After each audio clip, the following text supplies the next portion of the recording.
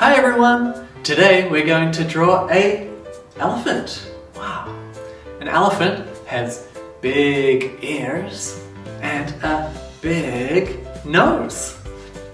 And then we'll colour in the elephant using blue and pink. Okay, let's go!